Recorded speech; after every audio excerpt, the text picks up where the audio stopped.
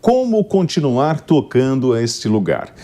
Como fica a situação econômica do Afeganistão? Vamos conversar agora com o professor em Economia e Relações Internacionais da Universidade de Uberlândia, Áureo Toledo. Áureo, como nós vamos tratar esse estado de tensão, essa data inicial para a retirada de todos os estrangeiros até o dia 31 de agosto, a pressão do Talibã em reafirmar cada vez mais o seu poder sobre o território e como a gente equaliza esse barril de pólvoras? Bom dia. Bom dia a todos e todos. Bom dia aos espectadores da Jovem Pan. Bom, essa é uma questão central. Agora, pensando em termos eminentemente financeiros, o Talibã vai precisar desenvolver capacidades governativas. Esse é o ponto central. E para desenvolver capacidades governativas, é necessário recursos. É importante que se diga que o governo do Afeganistão pré-Talibã, ele era dependente crônico de ajuda externa, mas ele tinha algumas reservas internacionais. Essas reservas estão congeladas, boa parte delas, salvo engano a maior parte, está no Federal Reserve, nos Estados Unidos. Os Estados Unidos já congelou. Reservas emergenciais junto ao FMI, que o governo afegão poderia fazer saques emergenciais, também não vão estar disponíveis. Então, resta ao Talibã o quê? Parcerias com países que já demonstraram interesse. E, nesse caso, eu chamo a atenção da China e da Rússia. A China tem um grande projeto, o projeto do cinturão e da rota, né, que seria a nova rota da seda chinesa, e o Afeganistão, para esse projeto, ele é estratégico. Há pelo menos 2 projetos de rodovias que passam pelo Afeganistão. Então, um Afeganistão estável é importante para o desenvolvimento desse processo chinês. A Rússia, num primeiro momento, ela está interessada em estabilidade na região, ela está interessada em saber se vai ter alguma externalidade para seus interesses ali na Ásia Central. Então, eu chamaria atenção para esses 2 países, eles vão ser centrais para qualquer tentativa de sustentabilidade do governo do Talibã. Mais um ponto só que eu gostaria de destacar também é o papel da Índia. A Índia teve sempre interesses ali.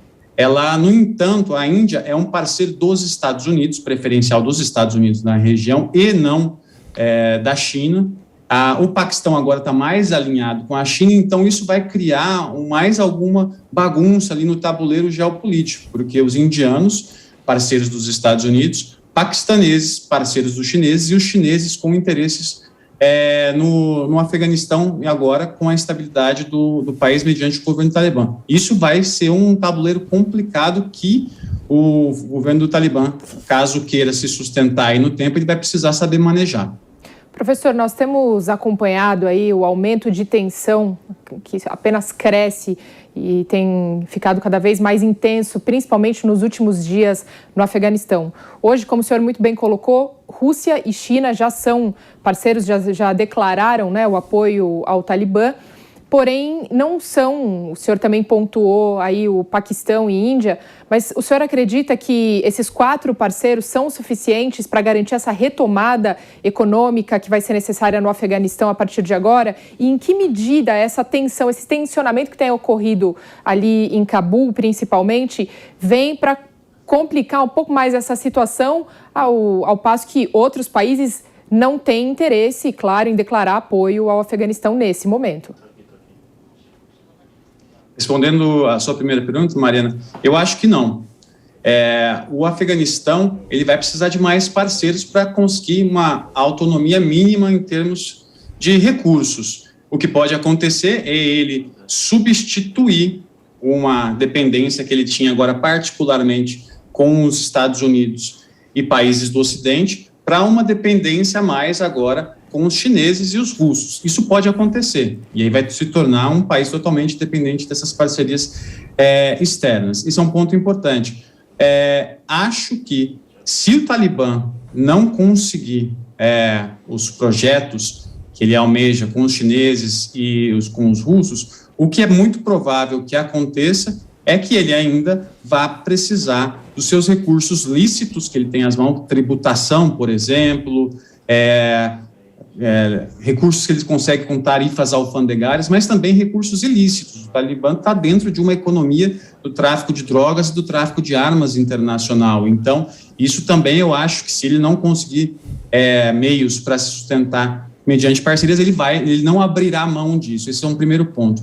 A situação de Cabul, eu acho particularmente preocupante em termos de violações de direitos humanos. Eu vi uma notícia que dá conta que pelo menos 20 pessoas já morreram nessa situação toda de tentar sair do país. O ponto aqui se o Talibã se moderará para que a sua uma postura moderada não impeça de conseguir outros parceiros internacionais.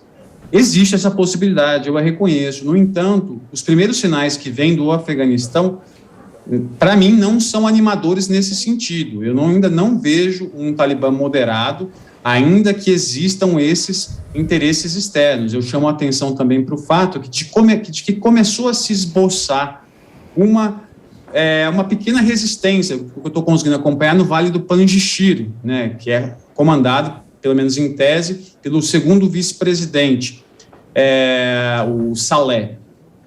Tem essa questão também, se essa resistência conseguir se firmar, se ela negociará com o Talibã, ou se ela vai querer ser um polo para disputar o governo com o Talibã, e se for disputar, ela também vai precisar de recursos externos. Então, tudo isso é um quadro muito complexo, que os próximos dias aí, me parece que vão ser bastante definidores dessa situação.